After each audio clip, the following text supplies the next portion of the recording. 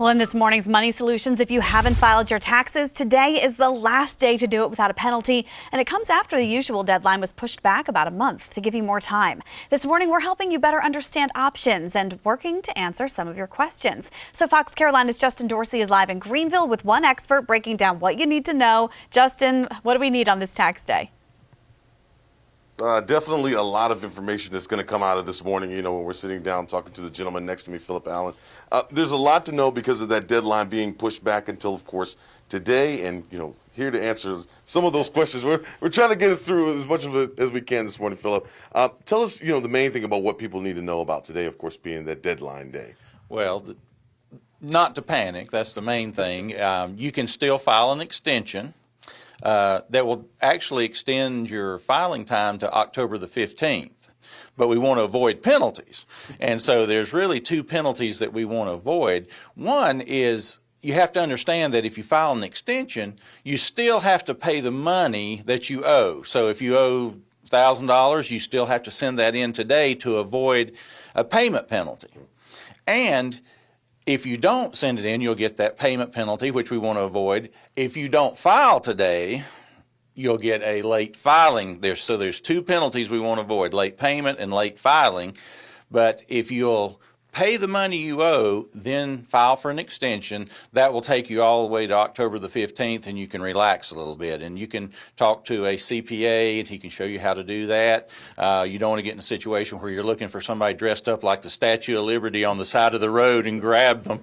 So you need to get, today's the last day. You've already had a month's extension from April the 15th to the 17th.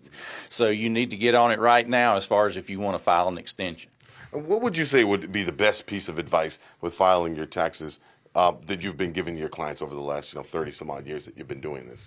Well, the best thing is to file them. We want to avoid taxes. We don't want to evade them. That causes all kinds of problems. But to make sure you file a tax return, on the last day like this, there's not that many ways that you can save money. One of the simple ways you can do it is just making an IRA contribution. If you're young, you can put up $6,000. And if you're older, they'll let you put up to $7,000 today, and you can still get the tax deduction as if you didn't. It's like as you didn't make that money, so they'll not tax you on that money. Now, the taxes will be due when you retire, and hopefully you'll be in a lower tax bracket. There we go, guys. All morning long, we're going to be sitting down with Philip Allen. We're going to be talking about different ways, of course, you can save money and get those taxes done today. I'll send it back inside. Thanks, Justin. Some really great tips there. We'll check back with you in a little while. Well, as more and more Americans file their taxes, the IRS is struggling to keep up. So if you filed already and you still haven't gotten your refund, it's likely because of the slew of tax law changes caused by the pandemic. We looked into how many Americans are still waiting on refunds. We found the IRS is holding on to about 29 million right now. About 116 million returns were processed already, and 84 million refunds were sent by May 7th. The IRS says the electronic filings and most refunds come within 21 days. You can still ask for extensions to that October 15th deadline, like Justin was just talking about it. But if you do owe, you have to pay today or face penalties. Well, as we track the vaccine, and Mental Health is hoping to make it easier for parents to get their child vaccinated through a special clinic today. And we read through their plan and found that parents can bring their kids starting at age 12 to the North Campus on East Greenville Street to get their shots. Now, you have some options. Walk-ins are accepted, or you can make an appointment through MyChart. Today's clinic starts from 5 p.m. until 7 p.m. and weekly on Thursdays and Fridays. And we are still keeping track of the vaccine count for you, and this morning we have the latest numbers. According to the CDC, more than 273 million doses of the COVID vaccine have been administered across the United States. More than 123 million Americans are fully vaccinated. That breaks down to more than 37% of the population. In South Carolina, just over 36% of people in the state are fully vaccinated. And remember, experts want to reach 70% for herd immunity. Well, developing this morning, we are waiting to hear back from Greenville Police about a shooting that happened over the weekend. That's right. Our very own Cody Alcorn went out to the scene on Shenwood Lane. That was late Saturday night. Greenville Police told him they were out for a weapons discharge in the area. He also spoke with some witnesses. They say they heard multiple gunshots, and that's all we know right now. But we'll be sure to update you once we hear back from police.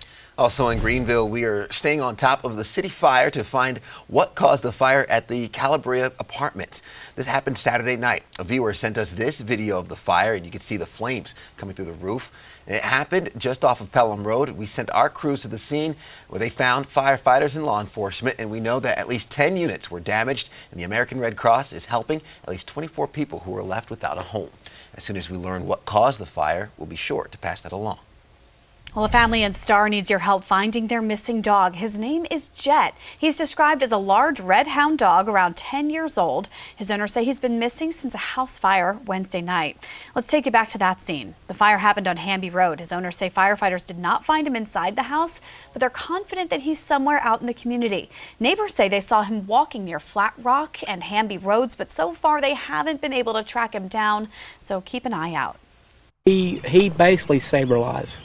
Because he barked, and we wouldn't have known. If he wasn't barking, we wouldn't have known until it was too late. We've had him 8, 10 years, but his purpose was if he didn't make it, which I don't think he got stuck in there, he saber-lies. He's a hero.